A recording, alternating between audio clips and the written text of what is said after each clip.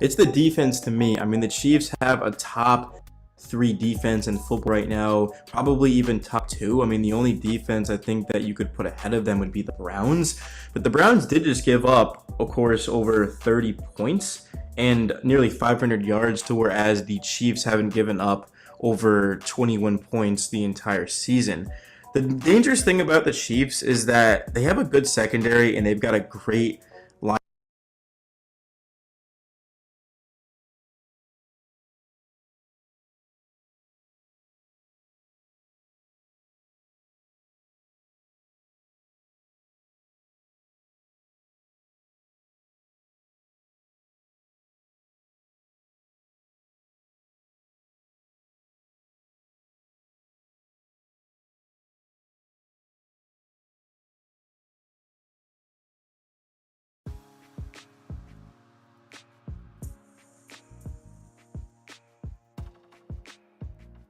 linebacker core. Because think about it this way, the Chiefs, when have they been good in the Mahomes era and Andy Reid? But I guess Andy Reid's first year they had a really good defense. Probably, I don't know if it was as good as this, but it was definitely elite.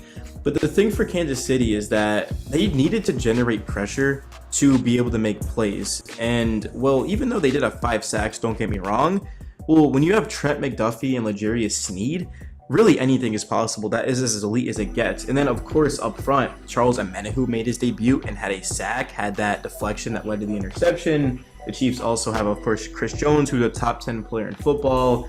They just continue to add depth. The Chiefs actually signed earlier this morning another player up front on the defensive line. And Spags, he's done a fantastic job just with what he's been able to accomplish, because you got to remember, the Chiefs have a young defense. Last season, they had the youngest defense. This season, they're right up there as well. So the fact that he's able to do it with this young of a team is crazy. And you can see on the screen right there, that's going to be Brian Cook, who had his first interception, made a big time play off of Justin Herbert, of course. I'm at the safety position. So I'm loving what I'm seeing out of the Chiefs. I mean, it's just crazy because they start off the season with a loss to the Lions, and look at where those two teams are at now. The Lions just had an embarrassing loss to the Ravens. The Chiefs just absolutely took care of the Chargers. They didn't even give up a single point in that second half. And Patrick Mahomes, he threw for over 300 yards in the first half. He threw for 3 touchdowns. The last time Mahomes did that was 2019, which was week 2 against the Raiders. And of course, since Mahomes has been active in the league, no other quarterback has done that twice. So it goes to show that Patrick Mahomes, when he's on the field, he's always going to be the best player. And it just, I don't get to watch as many Chiefs games as I'd like, but I did go back this morning in NFL Plus and check it out. And I just always forget with how Mahomes is able to just maneuver the pocket, step up, avoid sacks, and even pick up first downs with his legs, because that's the thing for the Chargers, is they were setting blitz at Mahomes and it never worked. I mean, there was one play in particular I remember when Mahomes went down. It was probably the only sack that he took, but yeah, he can do it all, man. I mean, Mahomes is such a smart player, and my favorite thing about this game was definitely the defense, but it was also just the Chiefs' ability to spread it out, right? Because ever since Tyreek Hill left to the Miami Dolphins, Mahomes has been forced to spread it out. And obviously Travis Kelce, yes, he had 179 yards, he had 12 receptions, but MBS, 84 yards. Rashee Rice, 60 yards. Isaiah Pacheco, 28 yards. Jarrett McKinnon, 24 yards. Sky Moore, 15 yards. Tony had a catch for 13 yards. Noah Gray had a catch for 8 yards. Mecole Hardman had that catch for 6, of course, which was later on after his amazing punt return. And Blake Bell had a catch for 7 yards. So I'm not going to count how many players I just named. Yes, I'm very lazy. But the point being is that, well, the Chiefs can spread it out, and they do spread it out, and that's why they're so dangerous, right? That's why the Chiefs last season had the #1 ranked offense in terms of yards and scoring. And although the offense scored over 30 points for the first time in nearly a month in this one against the Chargers, this is just the start for the Chiefs, because it's going to take them some time. They got up to a slow start, but because their defense has been so good, that's why they're 6-1. So, but getting into the rest of this game, we've already touched upon a lot of it, but let's talk about the defense. So Charles Omenihu, he had a sack. Of course, he was coming off of that 6-game suspension for violating the league's personal conduct policy. Quote, not playing football for the last 6 weeks has probably been the hardest thing that I've ever had to do. Omenihu said, I haven't really missed games before in my life. Missing those 6 games, seeing the boys going out there and eating, you want to be a part of it, especially coming in and trying to be a piece to a puzzle that's already been put together quite nicely. It was eating at me, but thank God I'm back. And quote, Menahu, he used his strength and speed.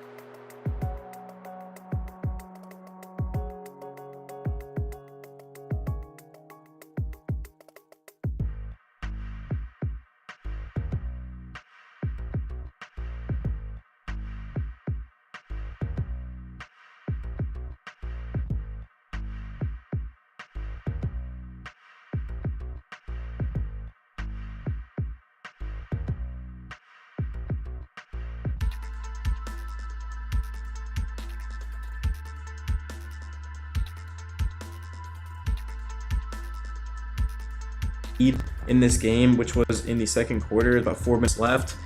He just went right by Trey Pipkins to sack Herbert, and absolutely Chris Jones applied pressure on that play and he got home, and then Herbert stepped up in the pocket. But that's the thing about playing with good football players. When you pair good football players with good football players, that's when you start talking about being great. And Chris Jones is going to demand a double team at all times, and if you don't double team him, then first of all, you're screwed. And we saw in that play where, yeah, Menahu was able to just get up there and make a play, and that's something that the Chiefs have been doing all season long, is making plays and getting sacks and generating pressure. I mean, and you add that on top of the Chiefs secondary and linebacker core being good.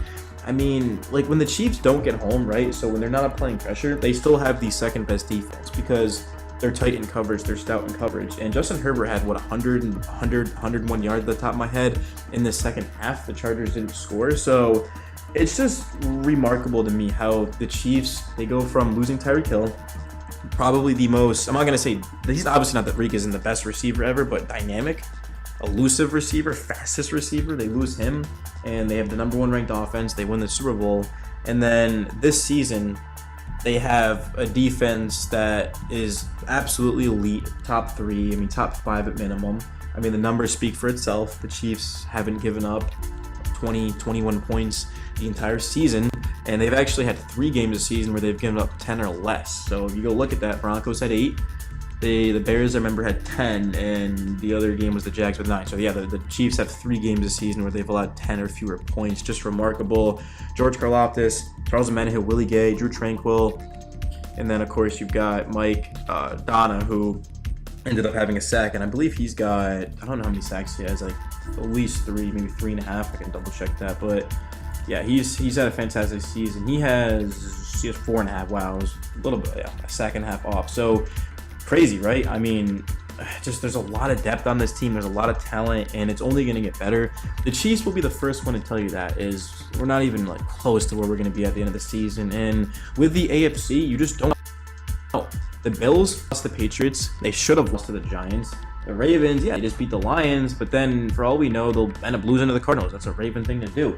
And then the Dolphins, their defense is atrocious. You know, the Dolphins' defense is one of the worst in football. Offensively, absolutely, they can run with the Chiefs, but they're not going to be able to get any stops. So that's my concern. And then the Jaguars are a team that I think you need to be careful for, but I mean, let's be realistic here. Or the Chiefs are going to be afraid of the Jags. No, they're not, right? The Jags, fun team, absolutely, but they don't have the talent or the experience to be able to compete with the Chiefs. And I understand that in the playoffs last year, a couple of turnovers, maybe they clean that up and they win, but at the end of the day, they didn't. And I also am a Colts fan, so I'm being completely biased here, but also I don't really think I am. And of course, Omenihu, 2-year, $16 million deal with up to $20 million with incentives. The Chiefs, he was coming off of a career season with the Niners, just was a fantastic all around. And he's 6'5" and he's athletic and he's fast, so he just fits in perfectly with this defense. And yeah, I mean, we're looking at easily the best defense of the Patrick Mahomes era for the Chiefs. They're 6th in EPA per play allowed and 3rd in lowest dropback EPA. So I'm loving what I'm seeing out of this Chiefs team, and I cannot wait to see what they do the rest of the season. But yeah, it's Swaggy signing out, guys. Peace.